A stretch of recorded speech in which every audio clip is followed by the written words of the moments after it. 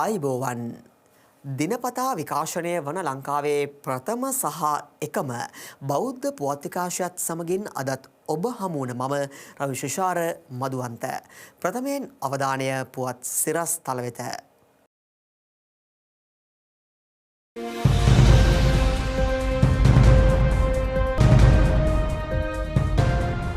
Covid ගිලන් කළ භික්ෂුන් වහන්සේට සුවය දෙන්නට මධ්‍යස්ථානයක්.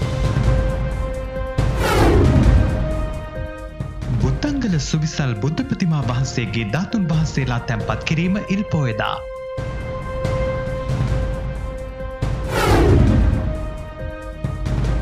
නැගෙනහිර කොළඹ මූලික රෝහල තුළ ධාරිතාව ඉහළ නංවන බෞද්ධ මාධ්‍ය ජාලයේ ව්‍යාපෘතිය. සංචාරකයන්ට යළි විවෘත වුණු තායිලන්තයේ බෞද්ධ පුදබිම්.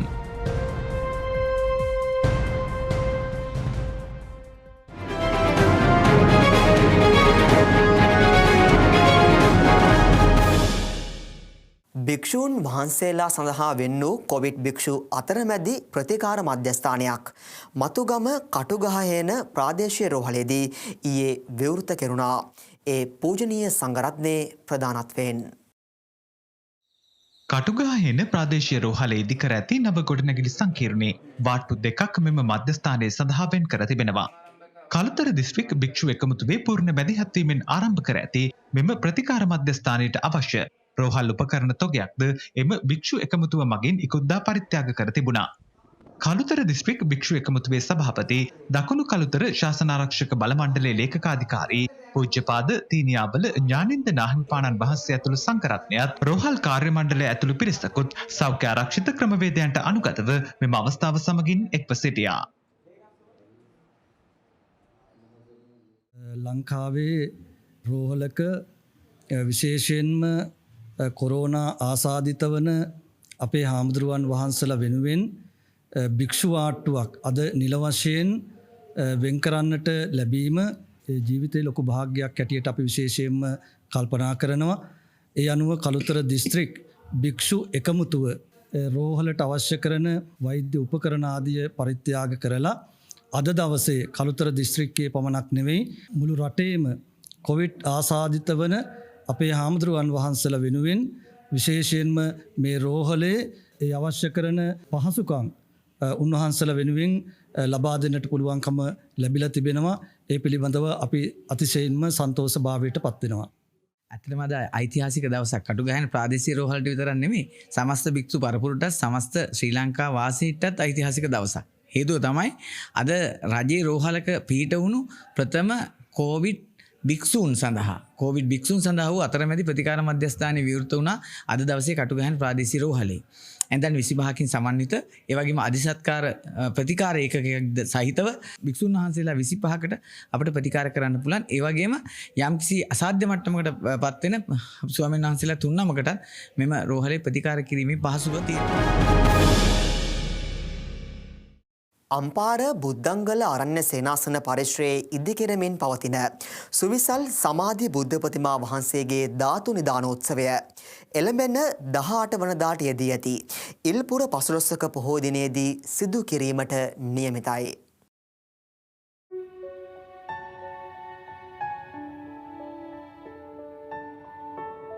මුහුදු මට්ටමේ සිට අඩි 322ක උසකින් බුද්ධංගල ආරණ්‍ය සේනාසන පරිශ්‍රයේ ගල්තලාව මත මෙම බුද්ධ ප්‍රතිමා වහන්සේ නිර්මාණය කිරීම ආරම්භ කෙරුණේ බුද්ධංගල ආරණ්‍ය සේනාසනාධිපති පූජ්‍යපාද දීඝවාපියේ සුසීම නායක ස්වාමීන් වහන්සේගේ සංකල්පයක් මතයි.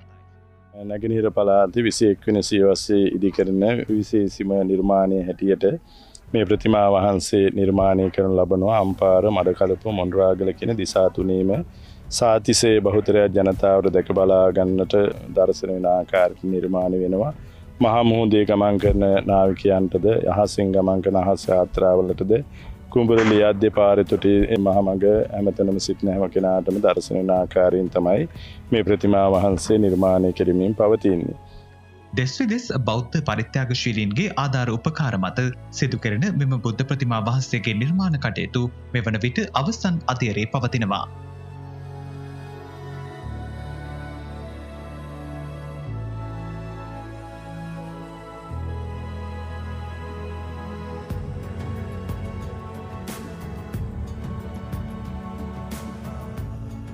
අපි 2019 මැයි මාසේ 15 වෙනිදා මේ ගල් කසිකරයක් මත මුල් ගල් තබලා මේ වැඩ කටයුතු ආරම්භ කළා. එදා සිට විවිධ අභියෝග ඇති වුණා.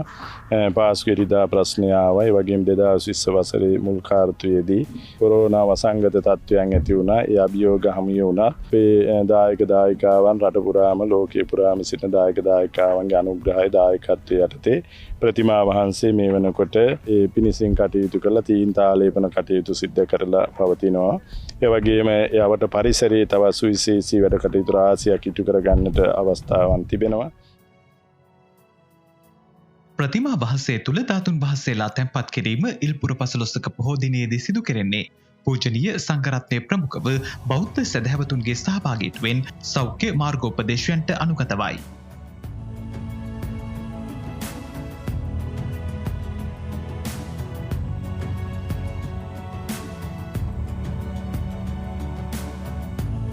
ඉල්පුර පසළොස්වක පොය දවසේදී ප්‍රතිමා වහන්සේ මත ශ්‍රී සරුවඥ ධාතුන් වහන්සේලා තැන්පත් කිරීමේ ධාතු නිධාන උත්සවයත් ඒ වගේම බුදුරජාණන් වහන්සේගේ ශ්‍රී සද්ධර්ම දේශනා තඹපත් තිරුවල වචනය කරමින් තැන්පත් කිරීමේ භාරදූර කරතව්‍ය බුද්ධ කාය ධර්ම කාය අන්තර්ගත කරමින් ඒ ධාතු නිධාන උත්සවයේ පොය දවසේ පෙරවරු 7 සිට සිදු කරන්නට අරමුණු කරගෙන තිබෙනවා.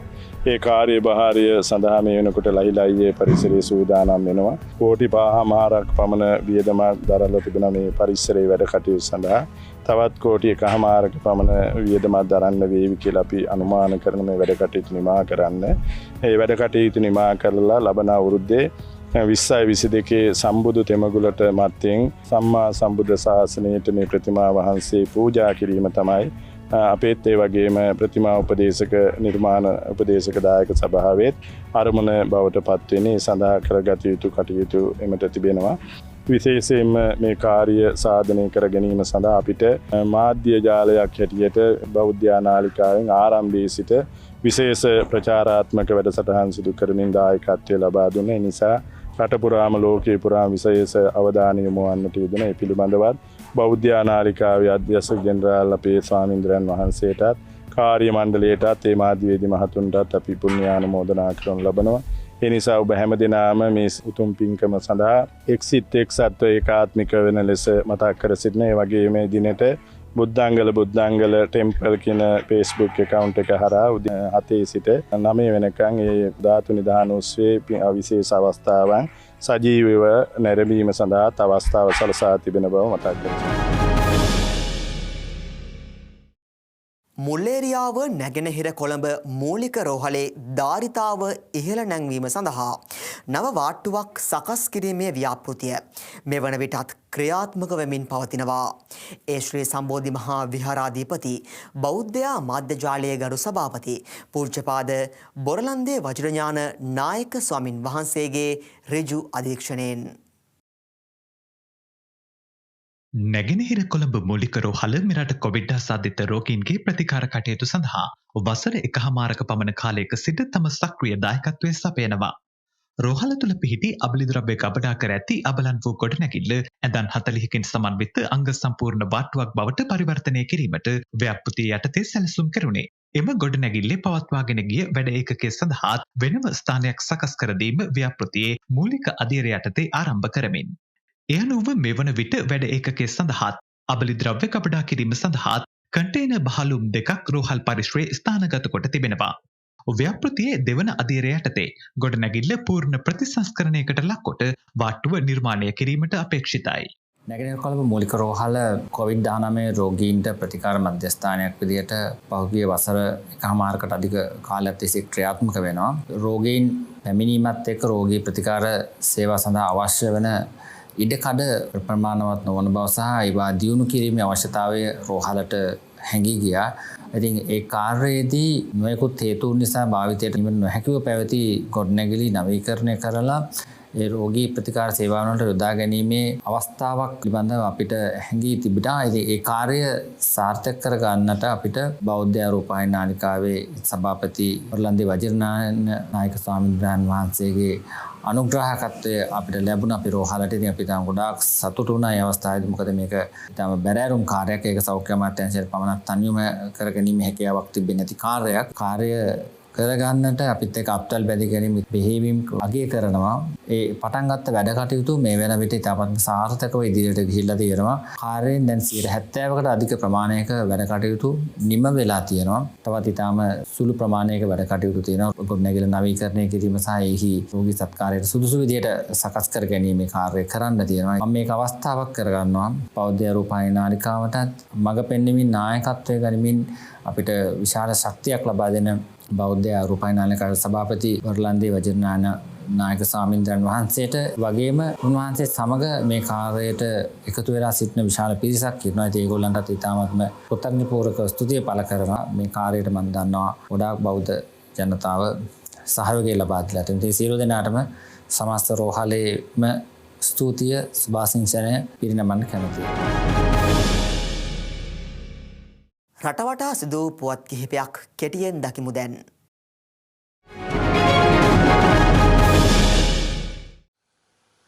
අනුරාධපුර කටුකැලියාව තරුණ සංවිධානය විසින් ප්‍රථම වරට සංවිධාන කළ ලේදන් දීමේ වැඩසටහනක් අද උදෑසන කටුකැලියාව විද්‍යාදීප මහා විද්‍යාලයේදී පැවැත්වුණා.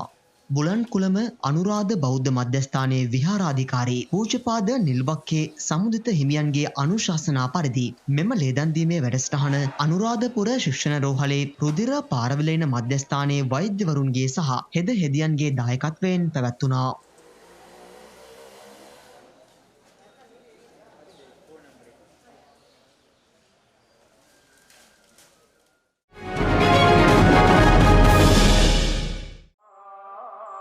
උතුරු කළුතර පෞරාණික කන්දේ විවේකාරාම මහා විහාරස්ථානයේ වාර්ෂික කටින මහා පින්කම ඉකුද්දා නිමාවට පත් වුණා.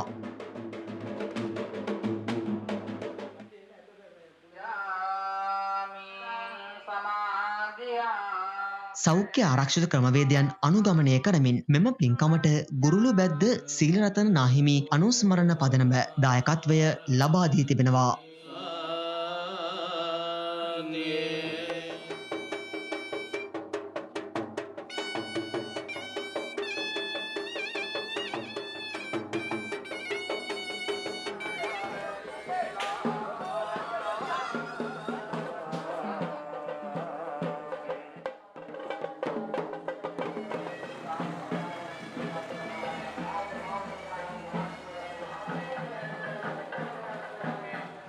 මන්දිරය තුළ තැන්පත් කරනවා. සීමිත පිරිසක් පැමිණීමෙන් සිටින්න. අනුරාධපුර ශික්ෂණ රෝහලේ පිළිකා රෝගීන්ගේ ප්‍රතිකාර කටයුතු සඳහා අත්‍යවශ්‍ය වන වෛද්‍ය උපකරණ තොගයක් මිරිසවැටිය රාජමහා විහාරාධිකාරී පූජ්‍යපාද ඊතල වැටුමවේ ඥානතිලක නාහිමියන් විසින් පසුගියදා පරිත්‍යාග කළා. මෙම උපකරණ තොගේ වටිනාකම රුපියල් ලක්ෂ 25කට අධිකයි.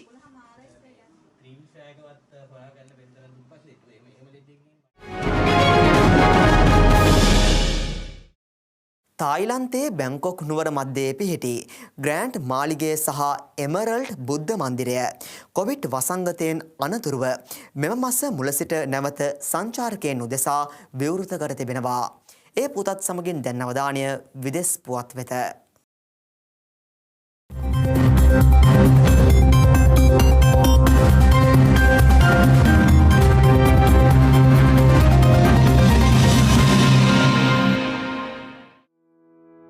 බැංකොක් නගර මතේ පිහිටි තායිලන්තයේ ග්‍රෑන්ඩ් මාලිගය සහ එමරල්ඩ් බුද්ධ මන්දිරය ඇතුළු තායිලන්තයේ බෞද්ධාගමික සිද්ධස්ථාන මෙන්ම සංස්කෘතික වටිනාකමක් සහිත ස්ථාන රැසක් සංචාරකයන් උදෙසා විවෘත කර ඇත්තේ පසුගිය ඔක්තෝබර් මාස 1 වෙනිදා සිටයි. ඊට පෙර විදේශ සංචාරකයන් තායිලන්තයට ඇතුළු කර ගැනීමේදී නිරෝධායන කාල සීමාවකට ලක් කිරීම අනිවාර්ය කර තිබුණා. එමරල්ඩ් බුද්ධ මන්දිරය සහ අනිකුත් බෞද්ධ සිද්ධස්ථාන සෞඛ්‍ය ආරක්ෂිත ක්‍රමවේදයන්ට මුල් තැන දෙමින් සංචාරකයන් උදෙසා විවෘත කර ඇති අතර මෙහිදී මුඛ ආවරණ පැළඳීම සහ ස්ථානීය උෂ්ණත්ව පරීක්ෂාවකට ලක්වීම අනිවාර්ය කොට තිබෙනවා. මේ වන විට ප්‍රකාශයට පත් කර ඇති රටවල් 60ක සිට පැමිණෙන සංචාරකයන්ට නිරෝධායන කාල සීමාවකින් තොරව තායිලන්තයට ඇතුළු වීමට අවසර ලබා දී තිබෙනවා. තායිලන්තයේ බොහෝ බෞද්ධ සංවිධානවල අරමුදල් සඳහා ප්‍රමුඛ දායකත්වයක් ලබා දෙන්නේ සංචාරක ව්‍යාපාරයයි.